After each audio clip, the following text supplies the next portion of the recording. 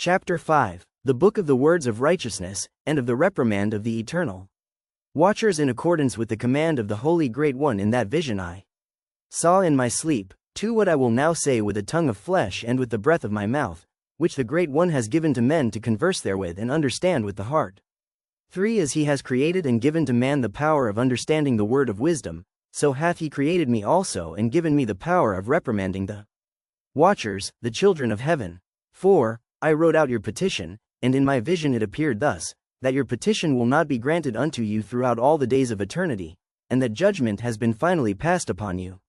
5. Your petition will not be granted unto you. And from henceforth you shall not ascend into heaven unto all eternity, and in bonds of the earth the decree has gone forth to bind you for all the days of the world. 6. And previously you shall have seen the destruction of your beloved sons, and ye shall have no pleasure in them, but they shall fall before you by the sword. 7. And your petition on their behalf shall not be granted, nor yet on your own, even though you weep and pray and speak all the words contained in the writing which I have written. 8. And the vision was shown to me thus. Behold, in the vision clouds invited me, and a mist summoned me, and the course of the stars and the lightnings sped and hastened me, and the winds in the vision caused me to fly and lifted me upward, and bore me into heaven.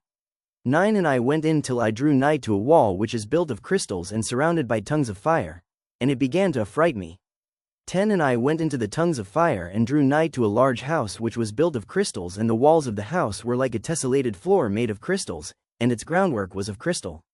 11. Its ceiling was like the path of the stars and the lightnings, and between them were fiery cherubim, and their heaven was water. 12. A flaming fire surrounded the walls, and its portals blazed with fire. 13. And I entered into that house, and it was hot as fire and cold as ice. There were no delights of life therein. Fear covered me, and trembling got hold upon me. 14. And as I quaked and trembled, I fell upon my face, and I beheld a vision, and lo, there was a second house, greater than the former, and the entire portal stood open before me, and it was built of flames of fire. 15. And in every respect it so excelled in splendor and magnificence and extent that I cannot describe to you its splendor and its extent.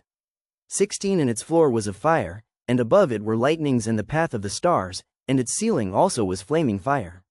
And I looked and saw therein a lofty throne, its appearance was as crystal, and the wheels thereof as the shining sun, and there was the vision of cherubim. 17. And from underneath the throne came streams of flaming fire, so that I could not look thereon. 18. And the great glory sat thereon, and his raiment shone more brightly than the sun and was whiter than any snow.